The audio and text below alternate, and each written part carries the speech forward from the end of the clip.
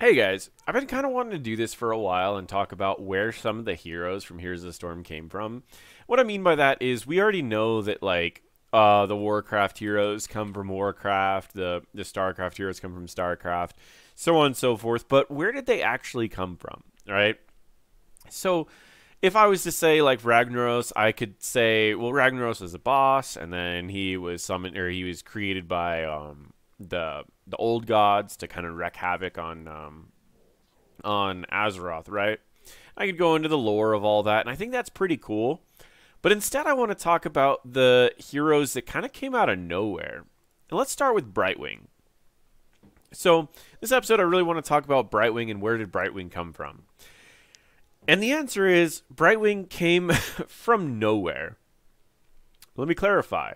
So, Brightwing was created as a essentially a project character that they wanted to make a Fey dragon, and they weren't sure exactly how they wanted to do it. So, in Warcraft 3, there was a couple game modes that had Fey dragons, and most of them had things that were like phase shift, where they could shift out into an ethereal form. And when they shifted out into an ethereal form, they could cast spells, but they couldn't interact with anything physical in that area, meaning they couldn't auto-attack anyone, and no one could auto-attack them.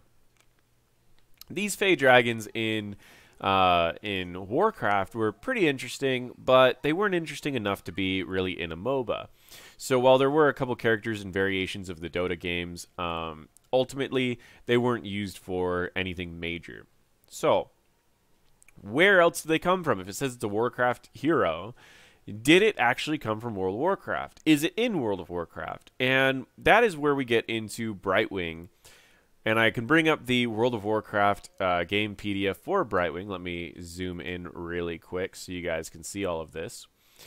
So Brightwing's a Fey dragon, a fairy dragon anyways. And Brightwing only appeared in Legion, meaning that Brightwing released before Legion even came out, and Brightwing's been in Heroes of the Storm for over 3 years. Legion's only been out for like, what, a year and a half?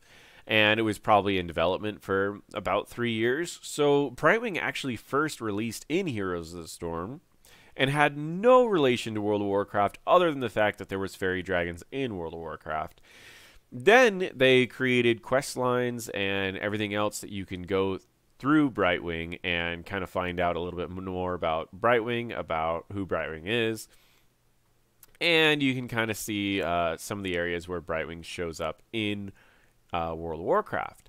But I just kind of wanted to share that Brightwing was one of those interesting characters that was created after Heroes of the Storm and after the arrival of Heroes of the Storm. We've seen a couple other characters where they came from essentially nowhere, and I'll probably talk about some of those in the future. One, for example, is Sergeant Hammer. If you don't know, Sergeant Hammer was in a very similar position. Sergeant Hammer didn't exist, went into Heroes of the Storm, and then after they were in Heroes of the Storm, she was put into the story of StarCraft 2 as someone who ran like this facility that was fighting off Threshers, and you can see Sergeant Hammer in the co-op mission where you fight against the Thrashers, or the Threshers anyways. So I kind of want to go over some of the other heroes, but I just wanted to make this episode about Brightwing, wanted to keep it really short.